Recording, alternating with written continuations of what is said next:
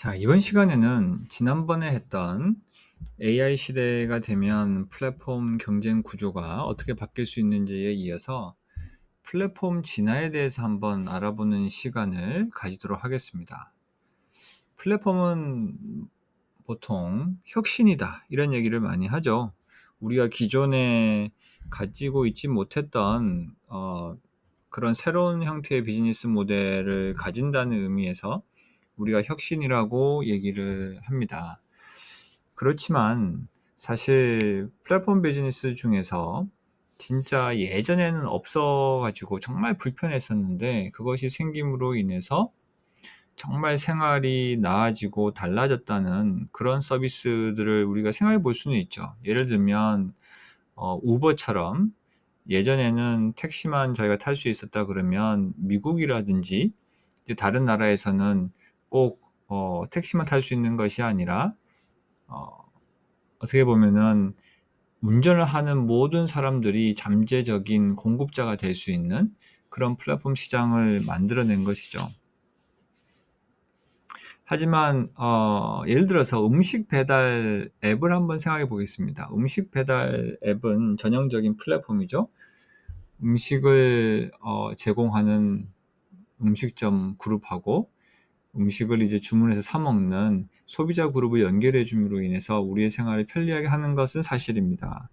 하지만 코비드 19 사태와 같은 특수한 경우를 제외하고는 사실 꼭 그 배달 앱이 있어야지만 우리가 살 수 있는 것은 아니잖아요. 그래서 혁신적인 비즈니스 모델을 너무 강조하다 보면 플랫폼 비즈니스를 어렵게 생각하는 그런 경향을 가지기 쉽습니다. 저는 오히려 이제 플랫폼은 진화라고 생각하는 편인데요. 왜 진화냐면 플랫폼 비즈니스를 먼저 하기 위해서 여러 가지 플랫폼 비즈니스에 대한 준비적인 요소로서, 예를 들자면 단면 시장에서 소비자들이 좋아할 만한 서비스를 무료로 제공함으로써 소비자 그룹을 모은 다음에 플랫폼으로의 진화를 이룰 수도 있고요. 아니면 플랫폼으로 진화한 다음에도 뭔가 그 플랫폼에서 뭔가 새로운 그룹을 끌어들인다든지, 아니면 기존 그룹에 뭔가 다른 비즈니스를 함으로 인해서 그 비즈니스 자체를 키우는 그런 일들을 계속 벌일 수가 있거든요. 그래서 그 과정 자체를 저는 진화라고 생각을 하고, 특히 많은 전통 기업들이 플랫폼 비즈니스에 관심이 많긴 하지만 플랫폼 비즈니스를 하는 것을 조금 선뜻 어려워하는 경우들이 있습니다. 그래서 이번 시간에는 도대체 어떤 과정을 거치면 전통 기업들이 플랫폼으로 진화할 수 있을까? 그런 부분에 대해서 한번 여러 가지 대표적인 몇 가지 예를 통해서 한번 알아보려고 합니다. 자, 우선 기사 하나를 제가 소개를 드릴 텐데요. 이게 2022년 4월 달에 나왔던 기사입니다. 우리가 이제 뭐 파리 바게트라든지 아니면 바스킨 라빈스, 쉐이크색으로 알려져 있는 SPC 그룹이 있죠. SPC 그룹에서 도보 배달 서비스 중개 플랫폼인 해피크루 서비스를 시작한다고 발표했다는 내용입니다. 자, SPC 그룹은 소비자들한테 뭐 빵이라든지 아이스크림이라든지 뭐 각종 음식을 제공하는 그런 그룹인데, 왜 뜬금없이 갑자기 배달 서비스 중개 플랫폼을 한다고 했던 것인지 좀 의문이 생길 수 있죠. 자, 이 배달 중개 서비스 앱은 보통은 배달을 이용하고자 하는 소비자 그룹하고 배달 서비스를 제공하는 음식점 그룹을 연결을 하잖아요. 근데 여기서 얘기하는 그 도보 배달 서비스 중개 플랫폼은 조금 성격이 다릅니다. 이것은 무엇이냐면 도보로서 배달 서비스를 제공하고자 하는 그런 사람들, 그러니까 즉 다시 얘기하면 도보 배달원 그룹하고, 그리고 음식점 그룹, 그러니까 음식이 주문돼서 그것을 배달해야 되는 그런 그룹을 연결시켜주는 역할을 하겠다는 거예요. 그 소비자하고 음식점 그룹을 연결시켜주는 것은 아닙니다. 그것은 사실 따로 있어요. 자, 그러면 도대체 왜 이것을 했을까를 저희가 생각을 해보면 뭐 여러 가지 이유가 있겠지만, 우선은 이 음식 배달 서비스를 위해서는, 그런 플랫폼 서비스를 위해서는 배달을 할 수 있는 그룹이 정말 중요하거든요. 이게 다른 플랫폼은 두 플랫폼을 연결하면 뭐 끝인 경우도 있지만 사실 이 음식 배달 서비스 플랫폼 같은 경우에는 음식점 그룹, 소비자 그룹, 그리고 배달원 그룹이라는 세 가지 그룹이 잘 연결이 돼야지만 돌아갈 수 있는 굉장히 제가 생각하기에는 굉장히 어려운 그런 비즈니스 모델입니다. 자, 그러면 이 SPC 그룹이 왜 이런 과정을 했을까를 한번 생각을 해보십시오. 사실은 해피오더라는 자체적인 배달 주문 플랫폼이 있어요. SPC 그룹을 위한 전용으로. 자, 그러면 SPC 그룹은 가맹점들이 굉장히 많을 거 아니에요. 파리바게트, 뭐 쉐이크쉑부터 시작해서 여러 가지 가맹점들이 있을 텐데 그 가맹점을 일단 한쪽 그룹으로 가지고 있으면 당연히 그 그룹에 속해 있는 그런 파리바게트라든지 뭐 쉑쉑이라든지 여러 가지 이용하고자 하는 사람들이 그 해피오더라는 앱을 통해서 주문을 할 수 있겠죠. 저희가 뭐 배달의 민족이라든지 쿠팡이츠 같은 앱을 이용할 수도 있겠지만 해피오더를 이용해서 이용할 수 있는 가능성은 존재를 합니다. 자, 그러면 맨 처음에는 SPC 그룹의 제품을 이용한 소비자가 이용했을 거예요. 그래서 보시는 것처럼 이제 1번이 먼저 SPC 그룹 가맹점을 먼저 당연히 가지고 있는 형태니까 이를 바탕으로 SPC 그룹을 제품을 이용하죠 소비자 그룹을 끌어들일 수 있을 것이고 해피오더를 통해서. 그런데 해피오더에서 이제 배달을 실질적으로 하려고 보면 기존의 배달 업무를 하는 배달원을 통해서 업무를 할 수도 있잖아요. 그런데 그렇게 배달을 해주시는 분들이 때로는 잘 잡히지 않을 수도 있고, 때로는 그 배달료가 높다는 게 어떻게 보면 약간의 걸림돌이 될 수도 있습니다. 그리고 기업의 입장에서는 약간 ESG 관점에서 어떻게 보면 이 오토바이를 이용한 배달보다는 도보를 이용한 배달을 우리는 한다. 그러면 뭔가 탄소 배출 감소 효과도 있는 것처럼 포장을 할 수도 있을 것이고, 그래서 어쨌든 도보 배달원들을 이렇게 모을 수 있겠죠. 그래서 실제로 꽤 많은 수의 도보 배달원을 등록시켰다고 알려져 있긴 합니다. 그래서 만약에 요 1번, 2번, 3번까지 단계가 굉장히 잘 이루어지고 나면 그 다음에는 어떤 일이 발생할 수 있을까요? 해피오더라는 배달 주문 플랫폼이 상대적으로 소규모의 플랫폼일 텐데 정말 이게 잘 이루어진다면 그 다음에는 SPC 그룹에 속해져 있지 않은 다른 음식점이나 뭐 편의점이라든지 이런 곳들도 해피오더를 통해서 주문을 받고자 할 수도 있을 거예요. 왜냐하면 도보 배달원이 굉장히 발달돼 있으면 이 도보 배달원 그룹이 당연히 배달료가 쌀 것이고, 그죠? 충분히 이용할 수 있는 가능성이 있을 수도 있죠. 그렇게 되면 맨 마지막으로는 여기 보시는 다섯 번째 SPC 그룹 외에 다른 이제 음식점을 이용하자는 사람도 들어올 수 있을 거예요. 근데 물론 사실 여기 나와 있는 과정대로 사실 진화를 한다는 것이 사실 쉽지는 않을 수도 있습니다. 왜냐하면 지금 현재 상황으로 봤을 때는 배달의 민족이라든지 쿠팡이츠가 구독 서비스를 통해서 배달료를 현저히 낮추고 있는 상황이기 때문에 소비자 입장에서 도보 배달에 따른 그 이익을 느끼기가 쉽지가 않을 거예요. 만약에 도보 배달원 서비스를 이용하는 그런 서비스 주문을 했을 경우에는 소비자한테 몇 프로 뭐 캐시백을 해준다든지 그런 파격적인 조건이 있지 않으면 사실은 이 플랫폼의 진화가 제대로 이루어지기는 쉽지 않을 수도 있습니다. 어찌됐건 지금 배달 플랫폼이 이런 방식을 통해서 진화할 수도 있다는 것을 하나의 예를 통해서 설명을 드렸습니다. 그러면 다른 예를 한번 볼까요? 우리가 사실 대표적으로 가장 잘 알고 있는 플랫폼 중에서 진화를 정말 계속해서 끊임없이 해오고 있고 성공적으로 한 대표적인 예가 바로 아마존이죠. 아마존은 온라인 서점으로 1994년도에 시작을 했습니다. 자, 제프 베조스가 잘 나가던 직장을 때려치우고 온라인 서점을 창업을 하죠. 그러면 당연히 이때는 플랫폼이 아니에요. 이때는 그냥 온라인 책 소매상입니다. 독자들한테 책을 배달해 주는 것이죠. 온라인을 통해서. 그런데 이 비즈니스가 생각보다 인기를 끌면서 독자 그룹을 가지게 되잖아요. 그러면서 이제 그러니까 서적뿐만 아니고 뭐 전자제품이라든지 아니면 뭐 옷이라든지 다른 품목으로 이제 확대하기 시작하죠. 그러면서 아마존은 사실 되게 재밌는 것은 이 상태에서 그냥 단순히 중개 업무를 할 수 있는 플랫폼으로만 바뀔 수도 있었을 텐데 그렇게 하지 않고 온라인 소매상으로서 좀 더 입지를 강화를 하기 위해서 온라인 소매상으로 드물게 물류센터를 만들게 됩니다. 자, 물류센터를 만드는 얘기는 엄청난 투자를 요구를 하는 것이잖아요. 그러면 당연히 흑자 전환이 어렵겠죠. 실제로 아마존은 2000년대까지 적자였습니다. 무려 7년 동안 적자였죠. 하지만 이렇게 물류센터를 건립함으로 인해서 제품을 좀 더 빨리 배달할 수 있는 시스템을 만들기 시작합니다. 그러면서 2000년이 돼서 온라인 시장으로의 플랫폼 전환을 이루게 돼요. 그래서 온라인 시장, 다시 얘기하면 온라인 마켓플레이스 하기 전까지는 그냥 온라인 소매상입니다. 플랫폼이 아니에요. 그런데 독자들 그리고 온라인 쇼핑 고객을 확보함으로 인해서 그게 어느 이제 한쪽 그룹을 확보하고 나니까 물건을 팔고자 하는 다른 소상공인들을 포함한 제3자들을 아마존으로 끌어들일 수 있는 상황이 됐던 것이죠.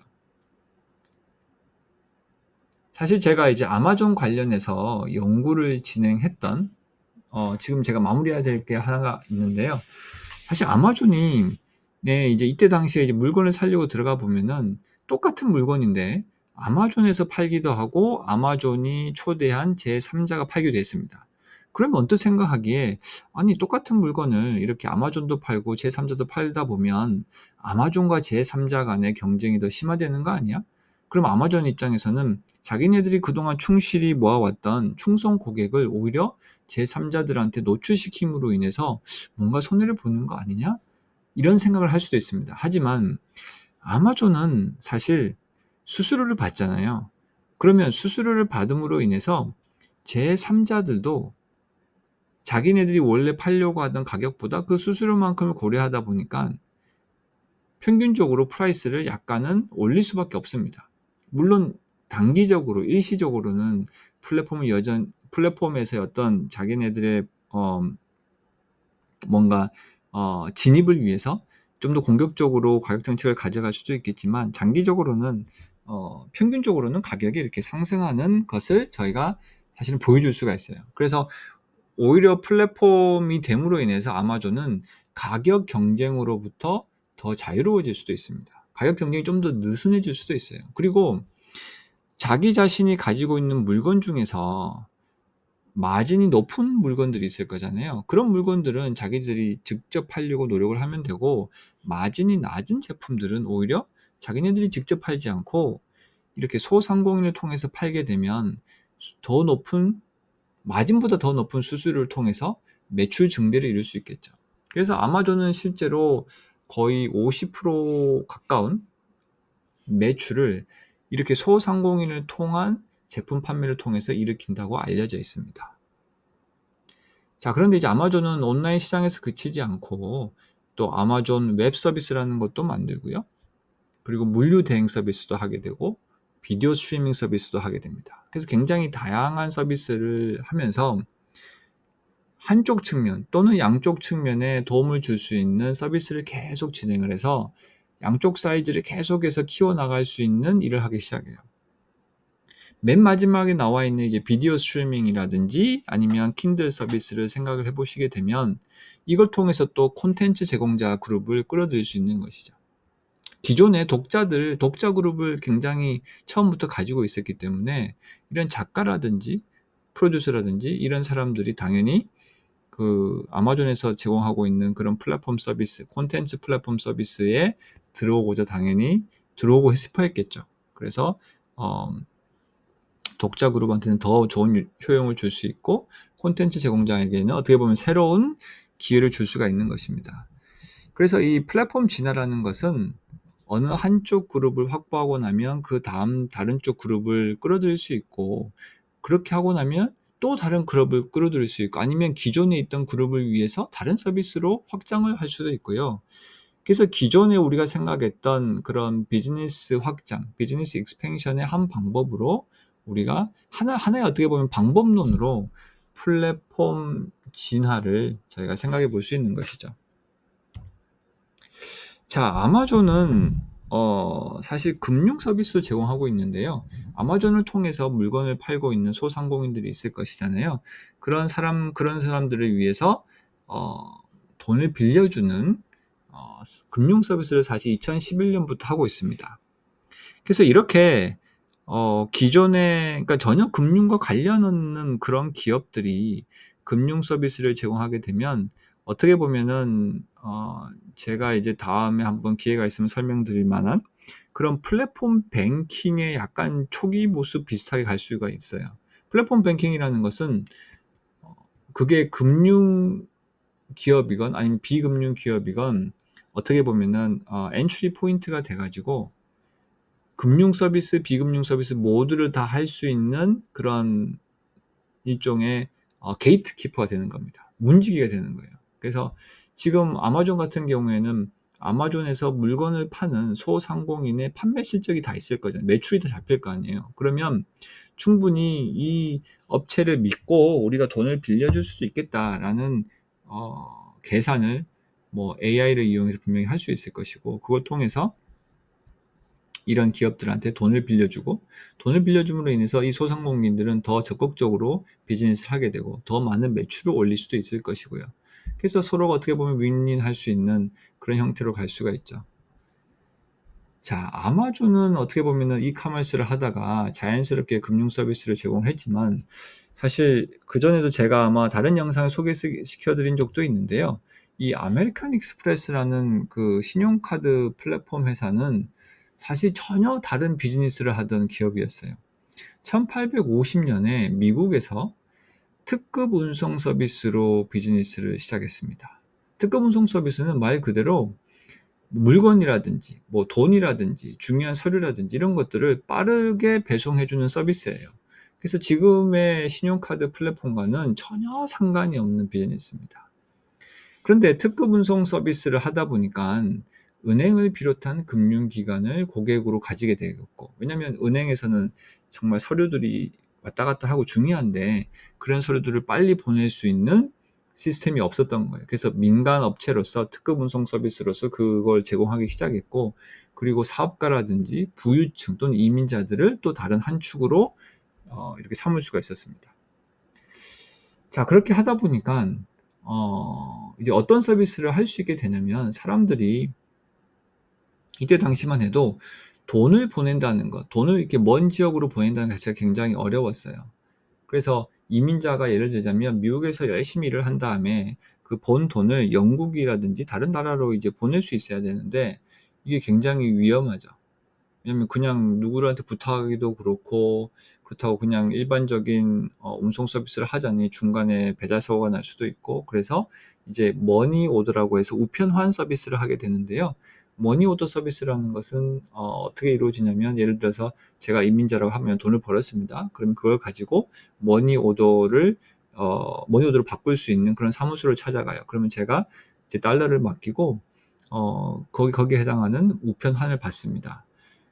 그러면은 그 우편함에는 뭐 1년 번호나 그런 정보들이 있겠죠. 그럼 그 우편함을 어 다른 나라에 있는 제 가족한테 보낼 수 있는 거예요. 그러면은 그 가족은 그 우편한 그 종이를 받은 다음에 그 종이를 본국에 있는 또 머니 오더를 이제 돈으로 바꿀 수 있는 그런 사무소에 가서 그 머니 오더 자체를 이제 보여주면 거기에 해당되는 이제 돈으로 찾을 수 있는 것이죠.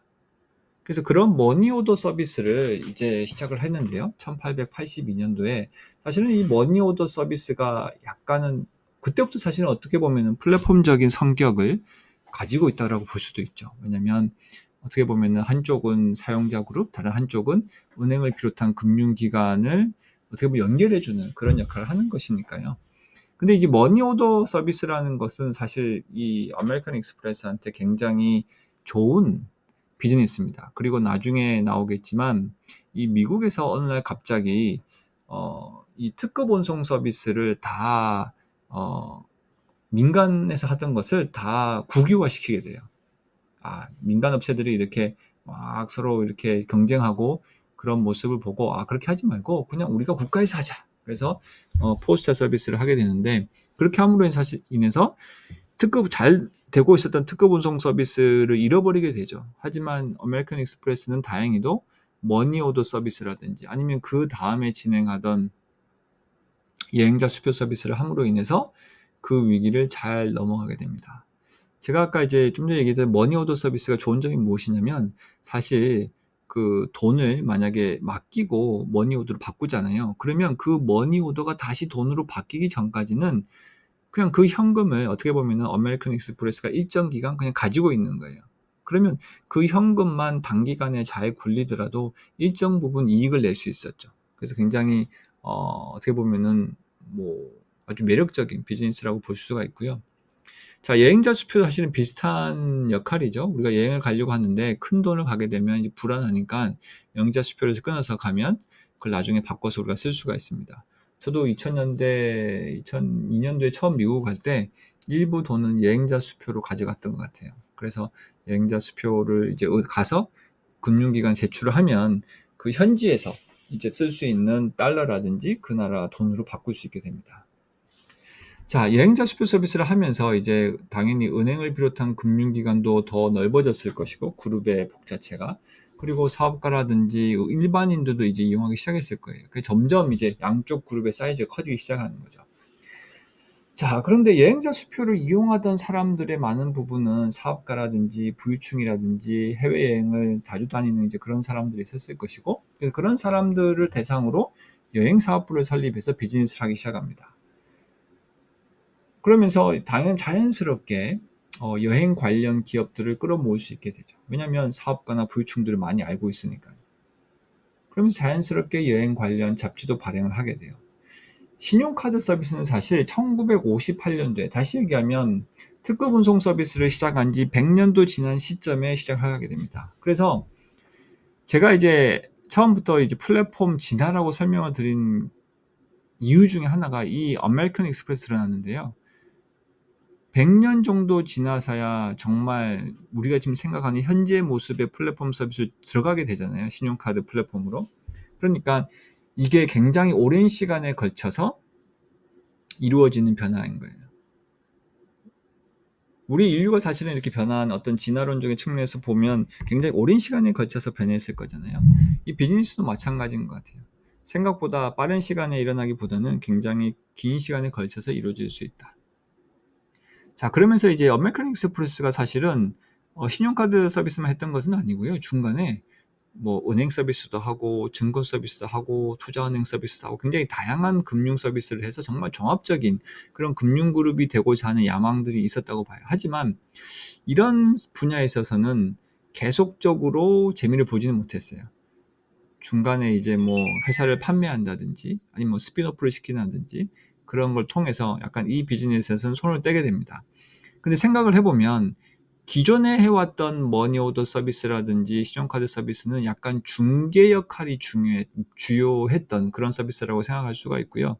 하지만 어떻게 보면은 이런 그 실제로 은행이라든지 증권 서비스, 투자은행 같은 경우는 이 자체 업의 전문성이 굉장히 중요했기 때문에 어, 기존의 아메리칸 익스프레스가 가져왔던 그런 능력과는 조금 거리가 있지 않았나라는 생각이 듭니다. 그리고 이제 아메리칸 익스프레스도 이제 소상공인 자동 대출 서비스를 하게 돼요. 그래서 이제 자기네들이 어떻게 보면은 이런 기록들이 있다 보니까 2020년에 이제 캐비즈라는 업체를 인수를 해서 시작을 하게 됩니다. 나중에는 이제 자체적인 이제 자기 자신만의 어떤 블루프린트라는 걸 바꾸게 되는데요. 어찌됐건 아메리칸 익스프레스는 이 사업가를 비롯한 소비자 그룹을 일반인까지 확대하면서 커져왔고, 그리고 다른 한쪽 편에서는 은행을 비롯한 금융기관에서 시작을 해서 나중에는 여행 관련 기업 그리고 소상공인까지 쭉 확대를 해왔습니다. 그래서 이런 아메리칸 익스프레스를 통해서 저희가 생각해 볼 수 있는 바는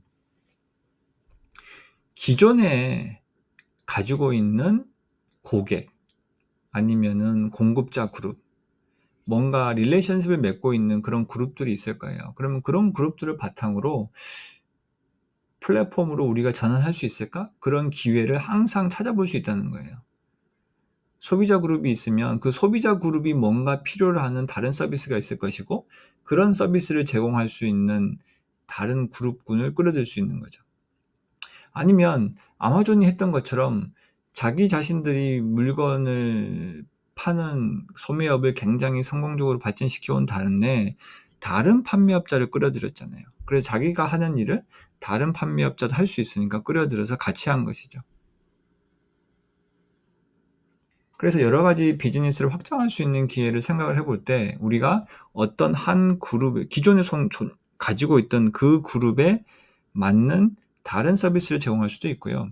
아니면 기존에 있던 그룹을 바탕으로 어떤 다른 그룹을 끌어들여서 새로운 서비스를 제공할 수도 있습니다.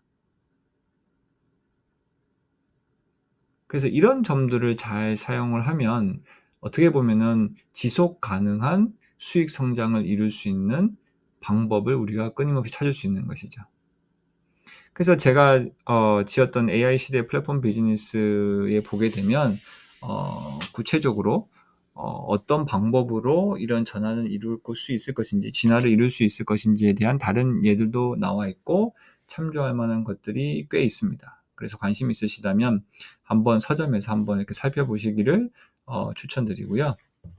그리고 오늘 영상이 재미있으셨다면 다른 영상도 봐주시고 그리고 다른 분들에게도 많이 소개시켜 주시기를 부탁드립니다. 감사합니다.